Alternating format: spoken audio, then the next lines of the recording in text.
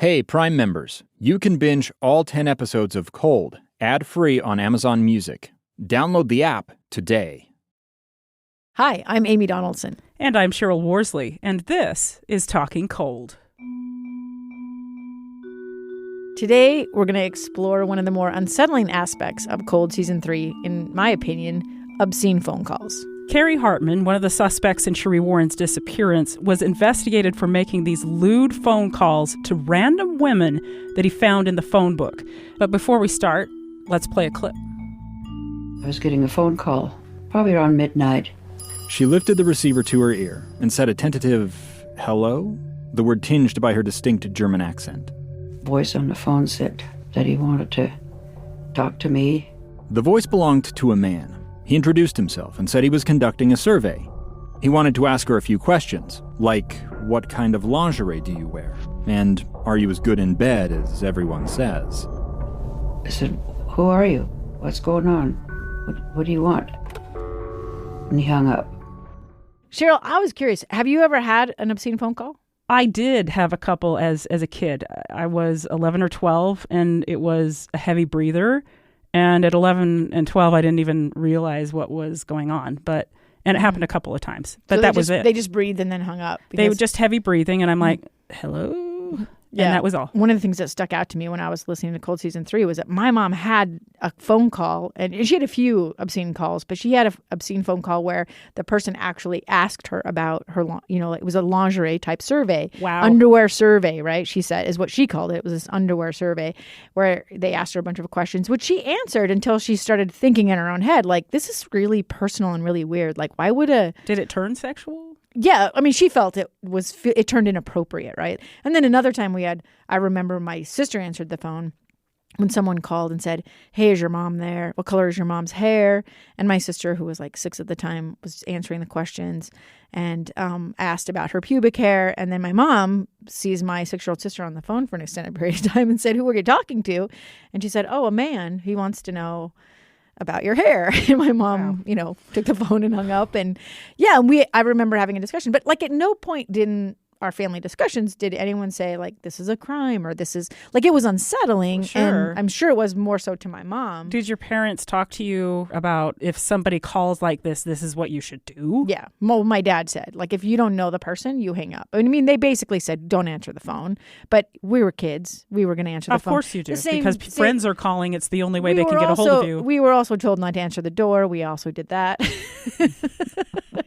And usually, I mean, this is back in the day when there were a million salesmen that came to, all selling all kinds of things. So my parents were like, please don't answer the door. Okay. But, when you're a kid, that's like the most exciting thing you get to do. So I think there was some of that. But like at no point did I think, or did my family think, and we've talked about it. This is kind of family lore now because my dad kind of made fun of my mom as the months went on and years went on for answering the questions. Let me just ask this, Amy.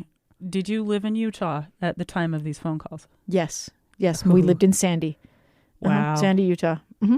Okay. That's why when I'm listening to season 3, I was like, wait, oh my gosh, I wonder if these were a common thing, if they happened a lot, because this happened to my mom. I mean, have you reflected on your experience? Do you think the call was directed at you? I didn't stay on the phone that long, but I, probably 5 seconds. But so I don't know if it was intended for me, But you don't remember feeling afraid or? I was confused because I was too young to understand what the implications were. I mean, obviously that's a sex-related call, and at 11 and 12, I'm barely grasping sex. So no, it didn't frighten me. It just confused me. I'm like, what? Are you okay? Do you need CPR? I'm not understanding what's going on. So it didn't occur to me that it was frightening enough to even tell my parents about. Well, and nowadays, it's not like anybody's using the phone book to find people anymore. Technology, cell phones, social media, it's all changed everything. And so probably the way we're harassed has evolved. And we want to talk about how technology has changed the way people commit these crimes, the way they harass one another, I guess, and how and if they can escalate into something more dangerous. So to do that, we've invited prosecutor Anna Rossi Anderson to chat with us. She's the division director for the Salt Lake County Special Victims Unit. So how has technology helped, hindered, or changed sexual assault behaviors?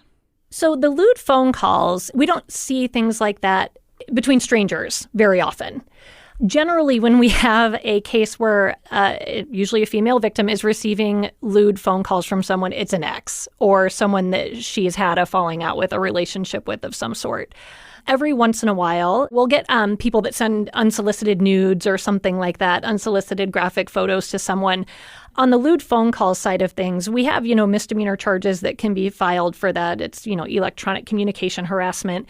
And like I said, that usually occurs more in a domestic violence setting where there's a protective order and someone just can't deal with the fact that there's a protective order and starts making harassing phone calls, whether they're sexual or violent or whatever in nature. And that's usually how that comes about.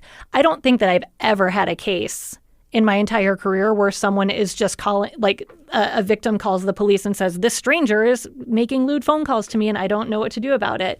So, and that may speak more about the technology. Because, yes, right. Because, I think it does. Because our suspect in this case was actually going through the phone book and just picking names, female names, and making calls. And now they do it on the internet. So as far as perpetrators go, it's just so much easier to commit these kind of non-contact sexual offenses, right? Voyeurism, lewdness. And when we go back to the unsolicited nudes, technically that could probably be a lewdness charge, right? Do those mostly come from someone connected to the person, a former love interest or whatever? Or can those be from a stranger? Oftentimes from a former intimate partner, but a lot of times now on dating apps, it just happens through a dating app. You start communicating with someone and it escalates very quickly, unsolicited. Yeah. So, that's happened to friends of mine. And that's a crime. Yes. Well, it is technically, right? It is technically if you tell them not to do it, like if you tell them to stop and they continue to do it. If it's one unsolicited nude and you say to them, hey, I'm not into this, and it stops, that's probably not going to be charged as a crime. And I don't even know if it would fall under one. Interesting. That is very interesting. Yeah, if you did that in real life, right. If you were at a store and you just flashed everybody. And you just flashed someone. Right. That's a crime. Right. But if you just randomly send your body parts to random people, that's maybe not. If they say, I don't want it, then, and you stop. Yeah. And again, it probably you have to look at the context of the conversation leading up to that point and all those things. Sorry, this is my brain working as to how we can charge that. But anyway, so for perpetrators of sexual offenses, the access that they have to people through dating apps and social media and internet chat rooms and all of those things is just, their world of victims has exponentially grown. So it is so much easier for people to perpetrate on children, especially who have access to the internet, and then females. And we see it all the time. We joke that we're all online all the time, but that's how there's just a million ways. It's exhausting trying to figure out how could you keep your kids safe. Yeah. Basically live in the woods with no technology. Right. Well, and we have these task forces of officers who will go into these internet, these apps and chat rooms and pose as young kids and meet up and arrange meetups with adults, right? And we have a lot of people who criticize that procedure and that process and say that, they're entrapping people and they're, trying to trick people into doing things that they normally wouldn't.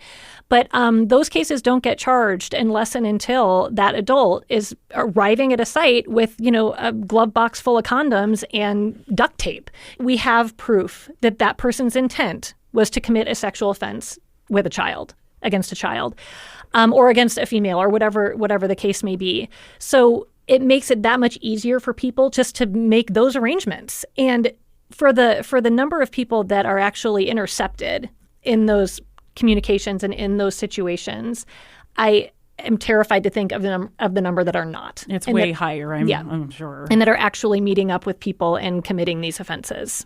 Well, so you mentioned investigators going on and impersonating children to try to catch these folks.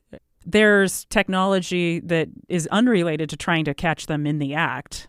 Now they can go into someone's phone and see the pictures that they have. It has, and that's utilized all the time in our criminal cases. The same things that make it so easy for perpetrators to offend make it just as easy for us to prove it, right? So we have perpetrators, and especially when we're talking about voyeurism charges or something where they're surreptitiously recording people in bathrooms or things like that, it's very easy for them to hide those things. It's also very easy for them to be found and for us to then use that evidence at trial. We don't have to rely anymore just on someone's recounting of events. We have a lot of physical proof in the form of video and audio and chat messages and things like that. We can download phones we can go back months and months and months worth of messages and deleted photos and deleted messages and things that the perpetrator thinks they scrubbed will not be scrubbed, and our investigators will find it. So those techniques and those things that do allow us to bring that evidence to the table have been invaluable in these prosecutions. In your experience, do prosecutors generally take those kinds of cases, if it's like an internet stalking case or whatever, pretty seriously, or do they still kind of get this like, well, but that's non-physical? No, again, it's a case-by-case basis, right? But if we have someone, especially someone whose behavior seems to be escalating to a stalking level offense or something like that, they're taken very seriously. It requires a fair amount of subjectivity, which can be a little bit tricky depending on, who's sitting in the chair and screening the cases. But we as prosecutors have a duty to look at those things closely. And our number one issue is always public safety. It is always the safety of the community and the safety of victims. And if there is a case where someone appears to be a danger to someone, we have to take that seriously. Even if it's one message, from one person one time, but the victim in that case tells us a whole bunch of other things that have happened in the past that she's never reported. We have to look at that in that case as a whole, not just this one incident that's being presented to us for screening. Have you personally prosecuted some of these unsolicited nudes or the lewdness? Yeah, a lot of them. We get a ton of lewdness cases. I think that every prosecutor's office in America probably gets a lot of lewdness cases. We do have a lot of repeat offenders. That's a behavior that tends to repeat, I think, a little bit more often than some others. Just the public indecency type stuff, right? The flashers and the people that are, showing their genitalia at Walmart or whatever the case may be. But we get those a lot. It's actually like sort of horrifying. You have tons of these cases. We do. Yeah, we do. No, I mean, is there a point at which you say, okay, this is not, we got to take this one more seriously? Yeah. And the law actually provides for that, right? So after a certain number of lewdness convictions, you can be charged with an enhanced level of offense. The statutes themselves provide for ways to view it more seriously as it continues to occur. What have we learned about these kinds of behaviors in the last 30 years? I mean, maybe making the phone calls or breathing heavy isn't the most dangerous behavior, but like, what have we learned about when things escalate, how things escalate, Right. So I think that we've probably learned a lot. Okay, so we have a resource that's available to everyone called the DSM, which is the Diagnostic and Statistical Manual of Mental Disorders. And there have been various versions of this put out over the past decades. And apparently the DSM-3, which was published in 1980, was the first time the DSM addressed paraphilia, which is any sort of like perceived sexual deviance, right? Anything that quote unquote normal people think is strange was essentially listed as paraphilia. In 2013, the DSM-5 changed that kind of subset of disorders to paraphilic disorder. So the disorder part is now what has changed it from just, having sexually deviant thoughts to actually acting on those sexually deviant thoughts to the point that they kind of interfere with your day-to-day life. Can you give me an example of like what would be deviant behavior? Voyeurism. Okay. Right? Like, so if you have a person who is sexually aroused by watching someone undress in their home, they're outside the window and secretly watching them undress, and that's sexually arousing, that would, generally be considered a deviant behavior, a paraphilia. Mm-hmm. But a paraphilic disorder for voyeurism, so voyeuristic disorder, entails more than that. It entails it, being, for lack of a better term, an obsession, right? Mm-hmm. Something that person has to do, an urge that they cannot control. Or it gets to the point that it involves a victim, right? Like where it's a contact offense or their behavior is escalating or something like that. Then it becomes a disorder. So, and I think So I'm having a problem telling the difference between what changed between the 80s and 2013. I don't know. You mean what changed in the world? What changed? What did they change in the book? What did they changed, learn? Yeah. They changed the sort of The definition interest versus acting out. interest versus acting out, or interest versus like sickness. Like not just like I think it's sexually arousing if I see my neighbor changing in her window and I'm just going to watch her because it arouses me sexually, versus I am going to seek out that neighbor every day because I know she gets out of the shower at 10 a.m. and I'm going to watch her every morning. But isn't it invasive either way? Oh, 100%. Yeah. Okay. 100%. But I also think, though, that they've learned more about what kinds of behaviors are, just sort of like foot fetish versus going into people's trespassing into someone's property and watching them. And I'm thinking of Cold Season 1. Yeah. Right. Well, and it seems to be recognizing that not all sexually deviant acts are criminal, and that in order to rise to that level, and once we get there, we need to understand whether there is a disorder or whether there is a mental illness or whether there is something that can be treated with forms of treatment for those offenses. It feels like the criminality element would include whether or not the sex offender or the person doing whatever, foot fetish or whatever, is forcing that on somebody else in an unwanted way. Oh, yeah. I think that if there's ever an unconsenting party or a non-consenting party, then there's a criminal offense. Right. So if neighbor happens to see neighbor undressing at her bedroom window and decides to watch, that to me is an offense unless the neighbor is okay with that, right? Yeah, and I think that there is, in my mind as a prosecutor, thinking about all of the context around that. If you're in an apartment complex and as female neighbor that everyone can see into your windows because you all face each other, and you leave your bedroom window open while you're changing at night every single night, you probably have to expect that someone is going to see you changing. If it doesn't make it okay for someone to watch, it makes it maybe deviant. But if a then male neighbor is walking by his window and happens to glance over and see female neighbor naked in her window, and then glances at her, watches maybe for a few seconds, and then goes into his room and masturbates, is that a crime? Probably not. So there's a spectrum, right? Well, you have exhibition on the one hand. Right. So could be that. Yeah. You mentioned treatment for sex offenders. Yep. So tell us what sex offender treatment looks like. So I think that most of sex offender treatment involves psychotherapy, cognitive behavioral therapy and whatnot. Some offenders can be treated with antidepressants, with SSRIs. And I think in some extreme cases, they're still being treated with drugs that will lower testosterone levels and reduce sexual urges and things like that. But the majority of the treatment that we hear about and that the offenders that are sentenced on our cases participate in is group therapy and mental health treatment in that regard. They'll also do one-on-one counseling. But some of the problems that we've seen lately and that we've been trying to address on a case-by-case basis is that if we have an offender whose cognitive abilities don't allow them to meaningfully participate in that kind of treatment, we've been trying to kind of craft new arrangements for them. Our defense bar has been wonderful in making this happen. If they have an offender who they say, they're not going to be able to do this group therapy, they're not going to be able to successfully complete it because of issue A, B, or C, they will reach out to a therapist, they will reach out to the jail or the prison and us and make sure that person has a treatment regimen set up that is going to be effective for them as an individual, which, again, at the end of the day is all that we can ask for.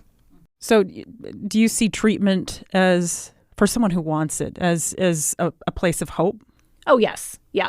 I think that if we didn't see treatment as a place of hope, our jobs would be hopeless. So we need to trust that treatment does what it's supposed to most of the time. When someone is convicted or is found guilty of a sex offense, they generally get a psychosexual evaluation that looks into all of these different kinds of things. There's lots of different measurements and different testing that they do, both physical and cognitive and everything. And those evaluators will kind of put together like a treatment program for that person. And that can vary based on the nature of the offense, the level of the offense, the time that the person has been offending, all of those things. But our hope is always that a treatment regimen is laid out for an individual that will result in them not offending again. Does it always work? Of course not. It does not always work. But we have to have that hope. If you've been prosecuting somebody for one of these lower level offenses, do you think, is it your experience that it's helpful? Like it does, you do have more success if you catch it early. I mean, there's this idea that you're getting treatment earlier in the process, right? If it is an evolutionary process, is that true, or is that just something we sort of see on TV or hope is true? Oh, no, I think that that's true. I think that it's not only generally accepted, but also the data shows that early intervention is key for almost every kind of criminal offense. Again, we're going to have people who are outliers who just have a very serious illness that we cannot fix with any amount of treatment or any amount of intervention. But for your average individual, early intervention, if you have, a young person who is caught looking at his neighbor in her window one night and he is made aware very early on that is not okay, that there are consequences for it, and that there is treatment available if he needs it, those are the cases we hope to get, right? The ones that we can work that early intervention on. In the couple of years that I was out of the prosecution world, I was a justice court judge down in South Salt Lake. And and in that role, it was really rewarding to be able to deal with people when they are having their first contacts with the criminal justice system and have that hope that what we're doing there will prevent them from going any further. And that's the same hope that we have even at the district court level with offenders who are committing more serious offenses. If it's their first one and we can deal with it right away and not see them again, that's the goal. Putting somebody in jail for 30 days for peeping on someone in their window doesn't make our community safer for any more than 30 days. We need to ensure that our system is set up to help people succeed and move past whatever issues they may have. Everybody wants our community to be safe. Defense attorneys, prosecutors, judges, citizens, we all want that. And these tools that we have are set up to do that. How do you talk about these issues and really be honest about them and educate everyone without making people more afraid? Because sometimes it seems like people who are not involved in the system. Yeah, I think so. I think once you start talking about, if you started to tell us about what came across your desk yesterday, we would all feel less safe. We would all be like, oh my gosh, that's happening? I didn't know that, right? Like covering crime for me made me afraid in a way that I had not been previously. And it's the reason I quit covering crime, because I thought I'm skewing my worldview. I'm making myself think everyone is a bad person waiting to do something bad to me and my kid, right? So how do you have these conversations that are really honest and helpful to all of us? They're educational, but that don't alarm and raise fear. Maybe parents don't know that someone has access to their kid in a chat room, and maybe they should know that, but obviously that's going to make them more afraid at the same time. How do we balance that? I think we just need to ask people to let us carry that burden for them. Because that's how our minds work as prosecutors, with the secondary trauma and the things that affect us as a result of the things that we see every day. But I honestly don't know what to say aside from that's our everyday. It's not everyone else's everyday. When I was in misdemeanor court in the beginning of my career, I once thought to myself, there are so many people coming into this courtroom every day. I mean, hundreds of people in my courtroom when I was back in the Chicago area every day. And I was like, I bet if I worked out the numbers that more than half of the people in this county have been involved in the criminal justice system. I really thought that it was going to be half the people in the county. And so I sat down and started running names and pulling numbers, and it was 3%. It's just not as many people as we think it is. And we do read, there are a lot of stories on the news about really terrible things that happen. but it's such a small percentage of the population that are committing criminal offenses at all, let alone very violent, serious ones. It's a constant battle, and we have to remind ourselves of it every day that most people are good. It's just something that is harder to believe, like, as you said, as you work in the criminal justice world for long enough. But it's such a small percentage of people that come through this system as offenders. And you just need a reminder, I guess, from somebody every once in a while. Thanks for joining us today. Coming up, we talk with former FBI profiler and the host of Killer Psyche podcast, Candice DeLong.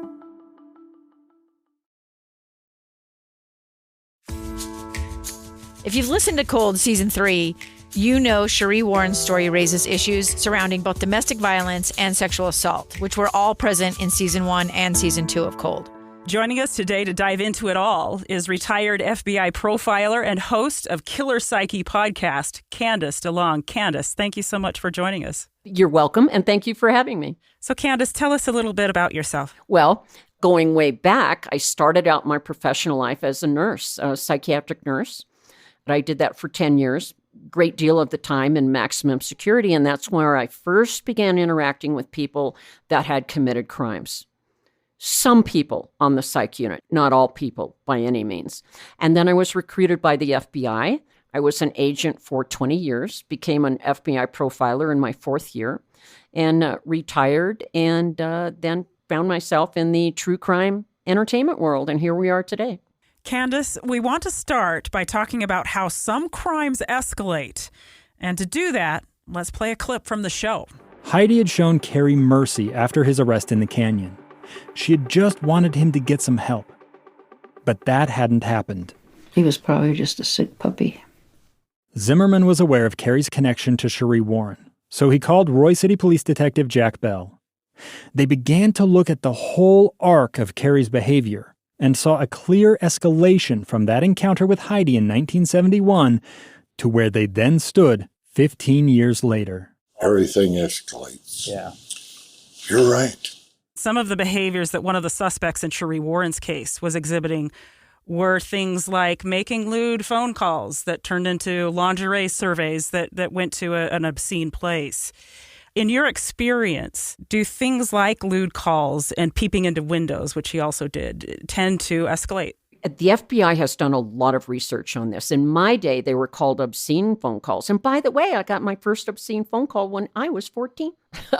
I answered the phone. I had a phone in my bedroom. He said something. I didn't understand it. And I said, "Can you wait a minute while I turn down my stereo?" And he said it again. Whoops, I hung up the phone. Of course, decades after that happened, I'm at the FBI Academy, and I'm being trained by the founders of the FBI Criminal Personality Profiling Program, Robert Ressler, John Douglas. And they actually did research, and the first landmark study of serial killers in the United States was done by them. It's now represented on the Netflix show, Mindhunter. And one of the things they asked them was, before you began killing, were you involved in any kind of lesser sex crime, such as obscene phone calls, peeping? Those are called nuisance offenses, or they used to be like, oh, it's not important, it's a nuisance, go away. But one of the things they found out was 25% of serial killers, and it might be a higher percentage, I believe it is, for serial rapists, did commit lesser, what are called nuisance crimes, early in their criminal careers. So the answer to your question is, it used to be, it was an urban legend, we found out, but it was a commonly held myth by police. If somebody is a obscene caller, they're not going to break in and rape someone. If somebody is exposing themselves in the park, they're not going to progress to rape because they don't want that one-on-one interaction with the victim. They just want to shock her. Well, it turns out that's not always true. Overall, how do you think sexual assault investigations have evolved since the Sheree Warren case in the 80s? Well, sexual assault investigations started their magnificent evolution in Manhattan.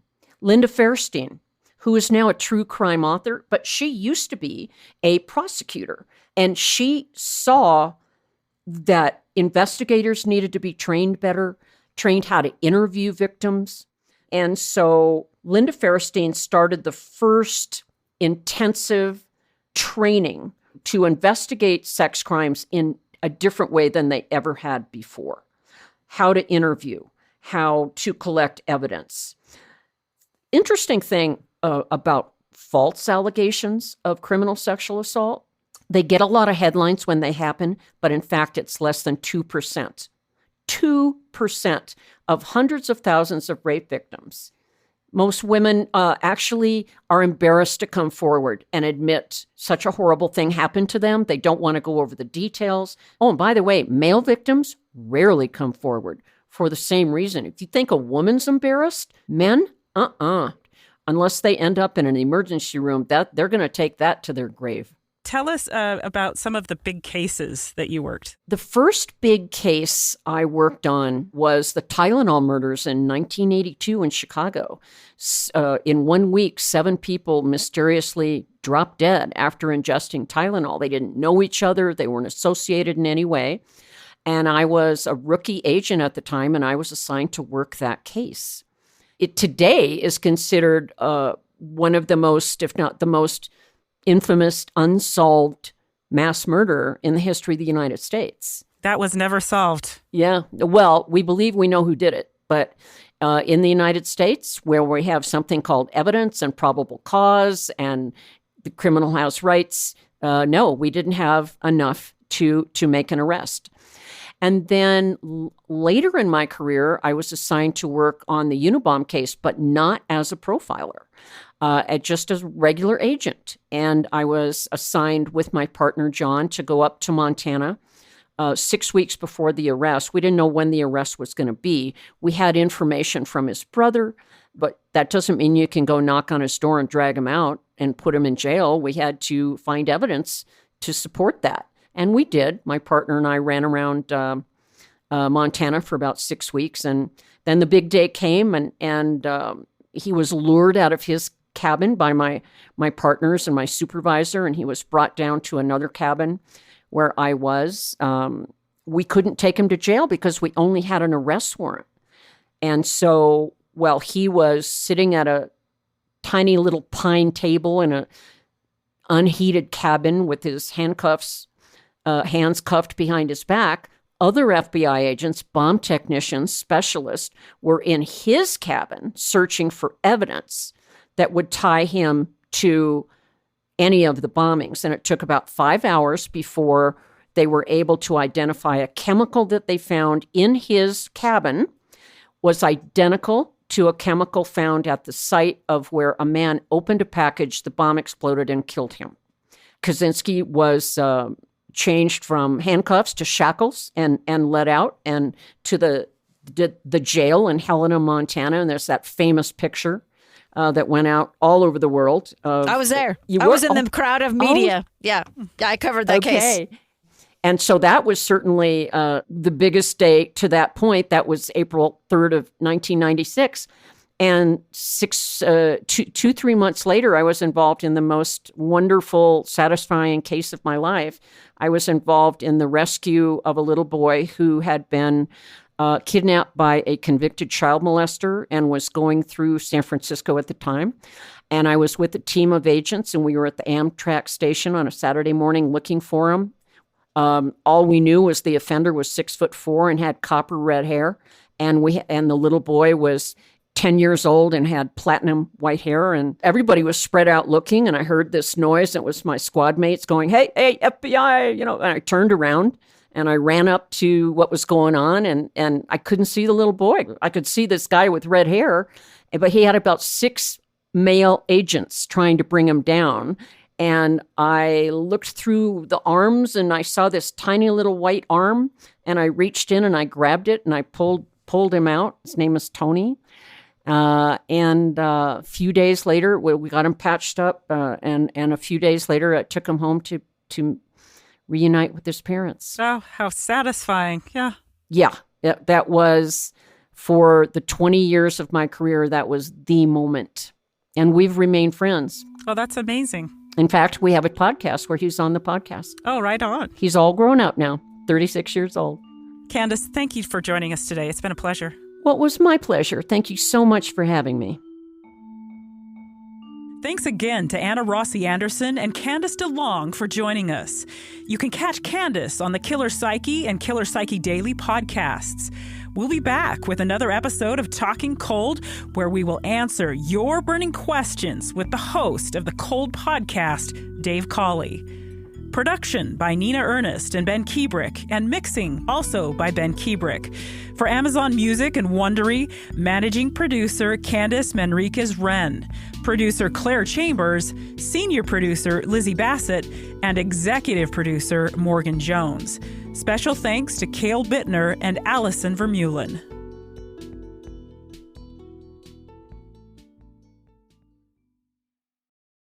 Hey, Prime members. You can binge every episode of Cold ad-free on Amazon Music. Download the Amazon Music app today. Or you can listen ad-free with Wondery Plus in Apple Podcasts. Before you go, tell us about yourself by completing a short survey at Wondery.com/survey.